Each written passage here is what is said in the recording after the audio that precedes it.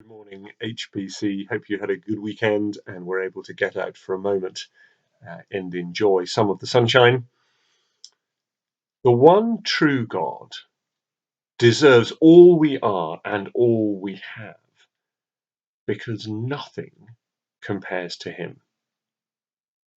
Isaiah chapter 40, verse 18 puts it like this: To whom will you liken God, or what likeness compare him?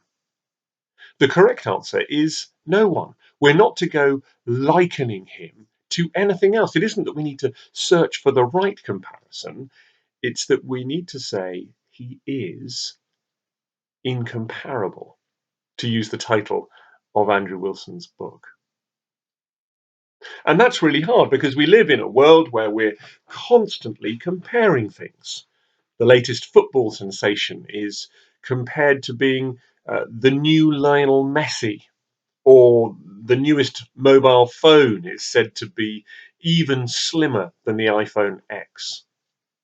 And we do it on a much more mundane level. We say, oh, their dog's the same colour as Gran's, their house is a bit smaller than us, they live just near the church. In everything we do, we're constantly comparing one thing to another. But God is truly incomparable. There are some things which it's really hard to describe, aren't there? For example, I think it's very hard to describe what coffee smells like without using the word coffee. God cannot be compared to anything else, which is why the Bible gives us so many different pictures of who God is and what he's like, and why I think it's really helpful that the Bible gives us so many different names of God. It doesn't just narrow the field down to one name, but actually we have this whole range of different ways in which God reveals himself to us. Supremely, I suppose, it's also interesting, isn't it, that when God says to Moses, "This is my name," he compares himself to himself. I am who I am. The comparison he makes is with himself because no other comparison will do. And that, I think, also helps us because it helps us to see that God is not like us. He is not the same as us in any way, shape, or form. And the reason for having so many different names of God revealed all the way through Scripture is that it keeps our field of vision broad when it comes to God and stops us unhelpfully from narrowing down onto just one thing.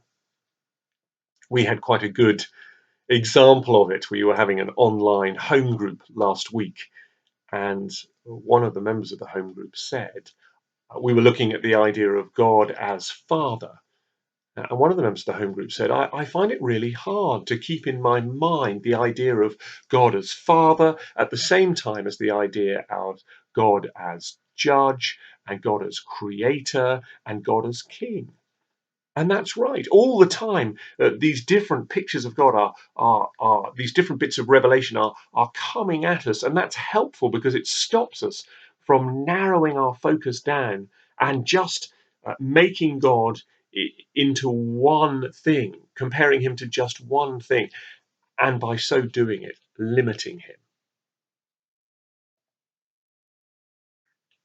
Andrew Wilson, as he says, comparing God to something always ends up in limiting him. Nothing in all creation can be compared to God without making him seem smaller than he actually is. And that's how we slip into idolatry. We end up worshipping a God who we have made rather than the God who has revealed himself to us. And that's the good news that's coming our way tomorrow. Although God cannot be compared to anything, he can be truly known because he does reveal himself to us. But that's the subject of tomorrow's ramble. Have a really good day.